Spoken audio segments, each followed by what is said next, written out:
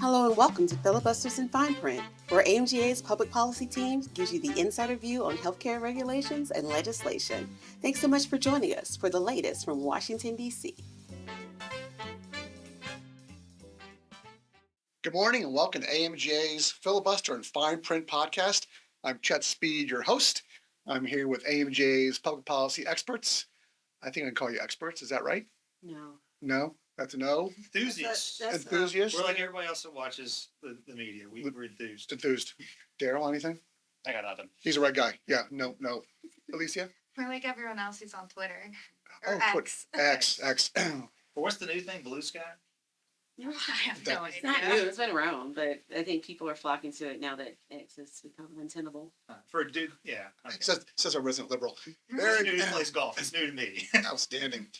So in quite the week, we've had executive orders, we have a budget bill, and we have a confirmation hearing.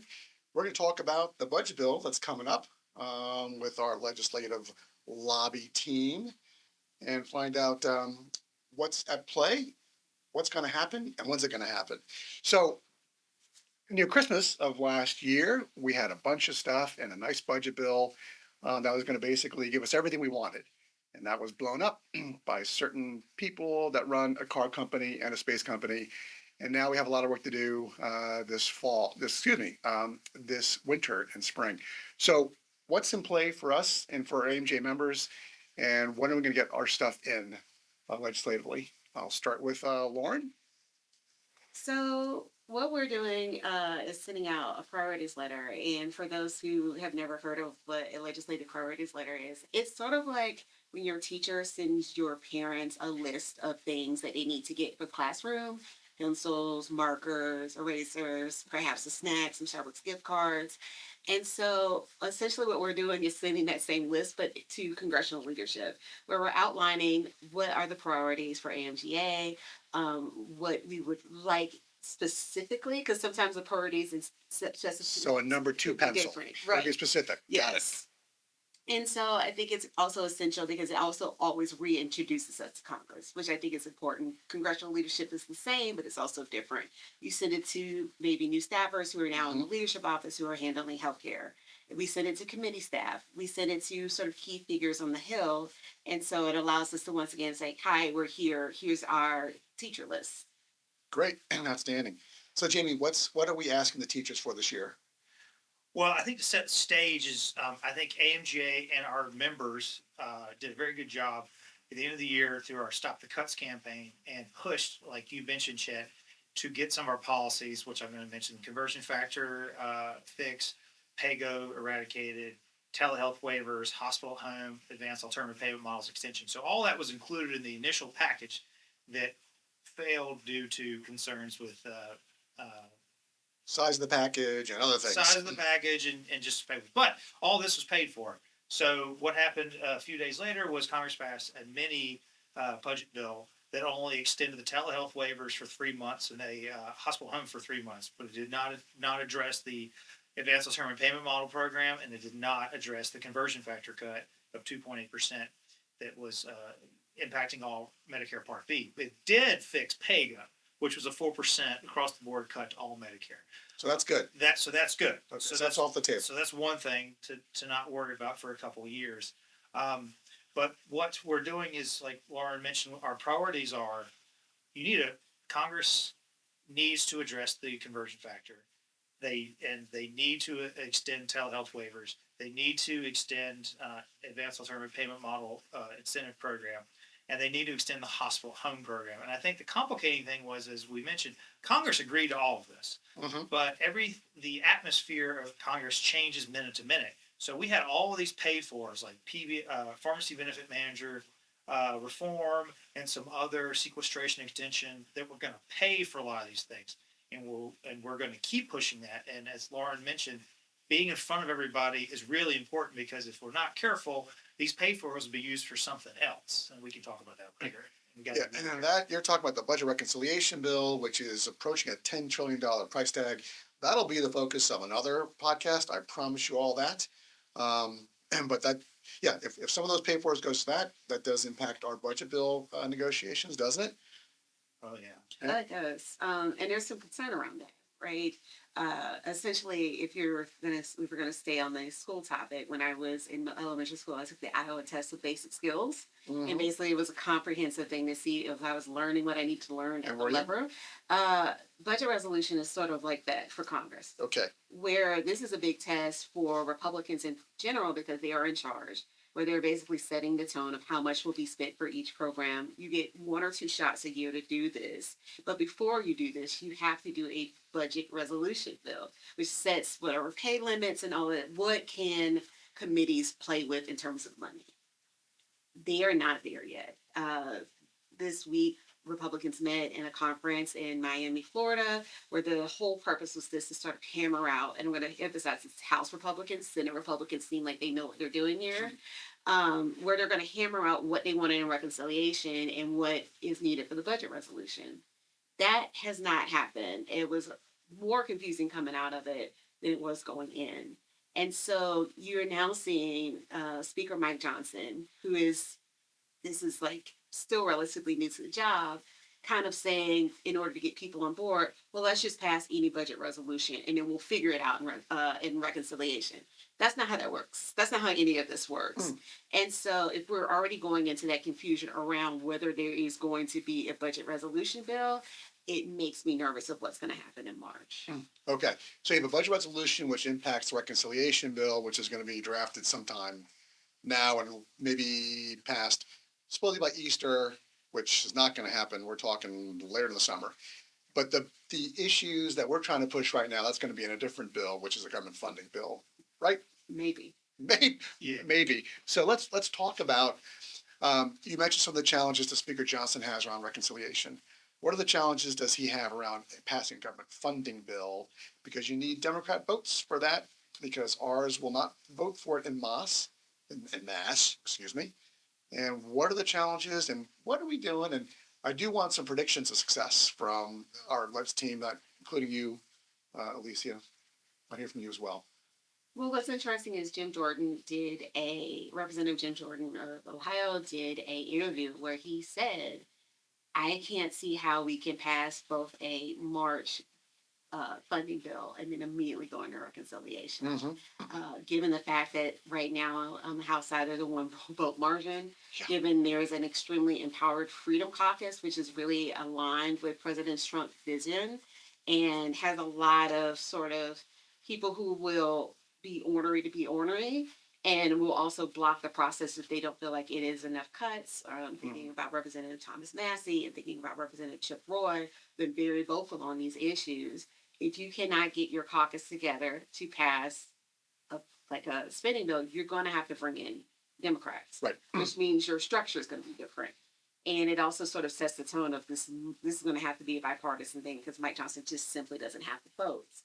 And so it will be interesting to see how much the Democrats will play ball on this. Mm-hmm. They kind of the powers in their hands are kind of watching the chips fall and seeing how it all plays out. That's the strategy for right now. I was talking to someone who's a senior staffer, and basically, shit, we're just sort of waiting it out, and we're going to see what the Republicans decide, and then they can make their move then. So the power is truly in their hands, but the timeline seems murky. Okay. All right. But don't you think that Democrats in general will vote for most things when it comes to appropriations in the end? I mean, like this Christmas, we had that one appropriation bill with the Democrats like, we don't like this because it's, whatever, it was too long or there wasn't enough funding. And then they saw the government was going to shut down. And they're like, oh, wait, we're Democrats. We're going to pass this bill for various reasons, not political, just as public servants. So they're not willing to shut down the government as much as the Republicans. I don't know. Okay.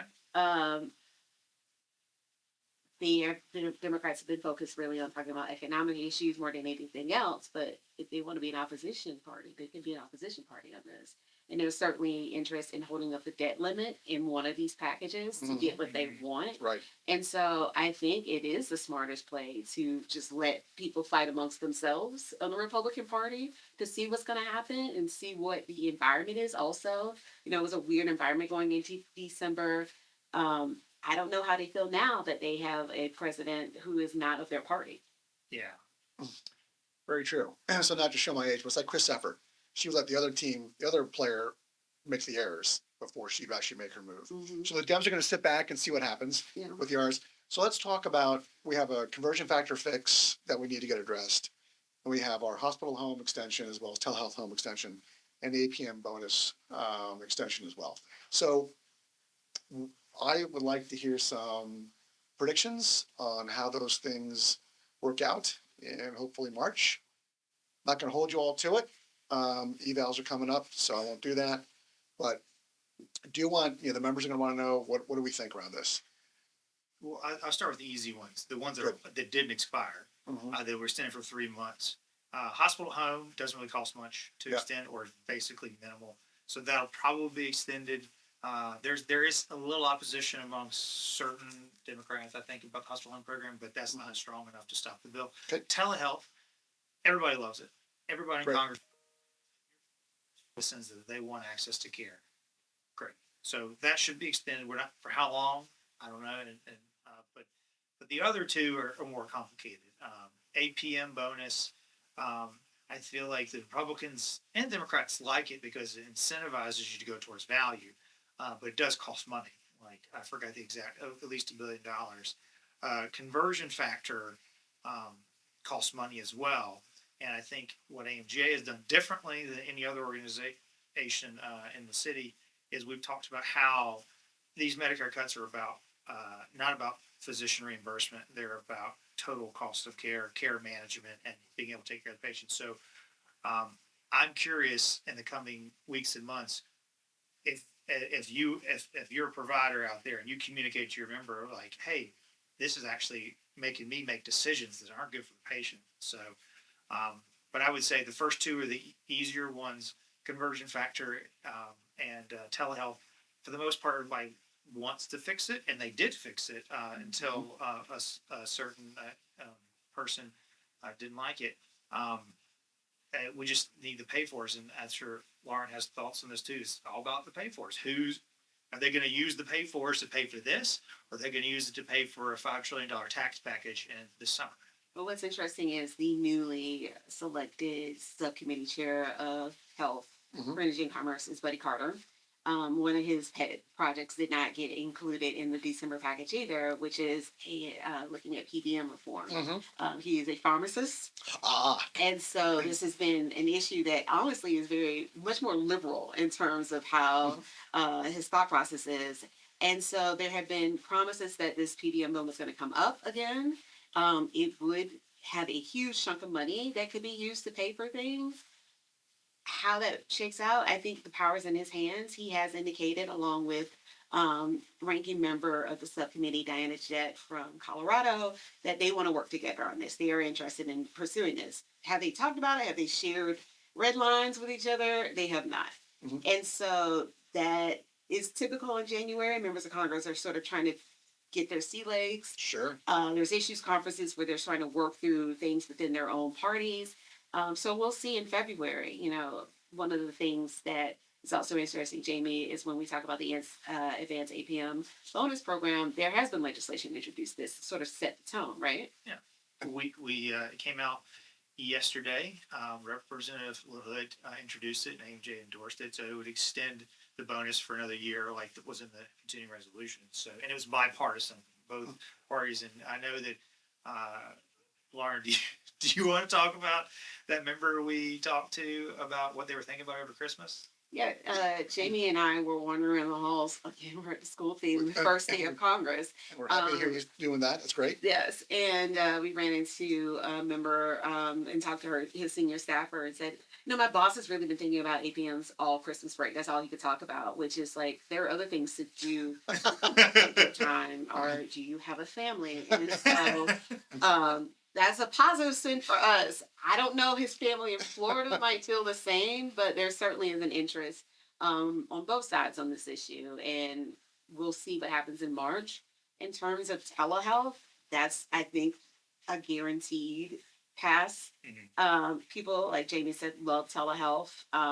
Patients love it. And so I can see it's hard pressed to kind of go backwards when there's all been so much actually sort of innovation in this space. How long again? Maybe till the end of the year, maybe till next year. because telehealth is extraordinarily expensive. And so permanent fix is unlikely at this moment unless, I don't know, they find a bag of gold at the end of a rainbow. Mhm. But it certainly is something that's always going to be, I think, funded in play.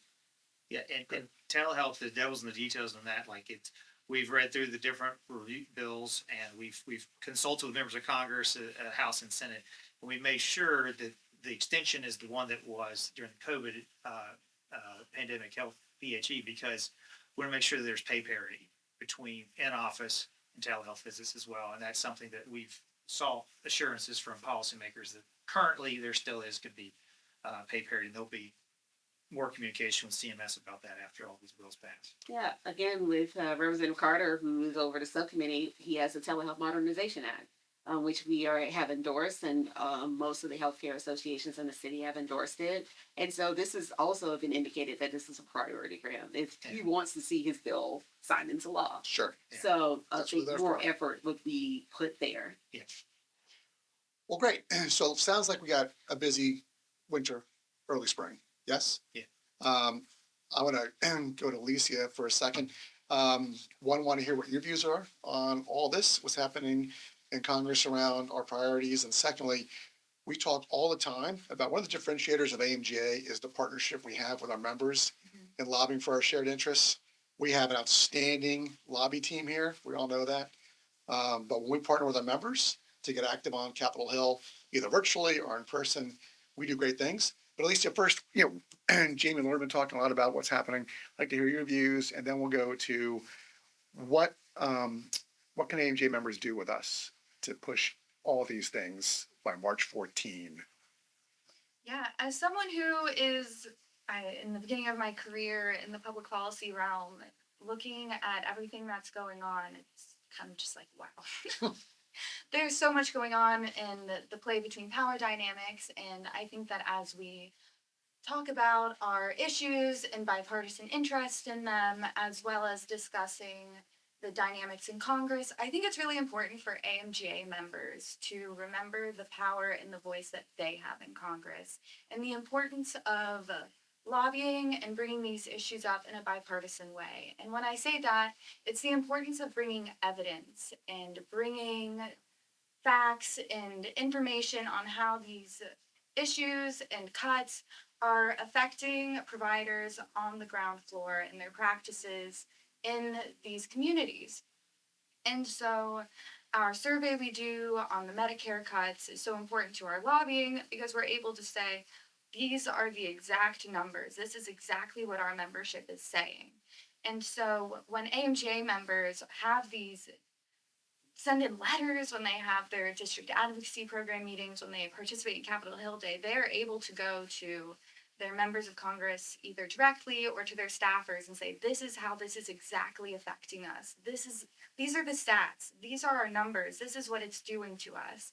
And that is so important because they listen to that more than they listen to us saying, oh yeah, people are being affected. Mhm. You're able to show exactly how you're being affected. Okay, and so our members have to get involved with us. That's a lesson. Okay, thank you very much. Closing thoughts from any of you? Go. What's the teams that are playing? Go to school? Now? The one that's not the Oh. Chiefs. Oh. So that's the one I support. Eagles. Go Right? Eagles. Eagles. Fly, Eagles, fly. My daughter's a Swiftie. She likes Kansas City. Of course. Yeah, it's too bad.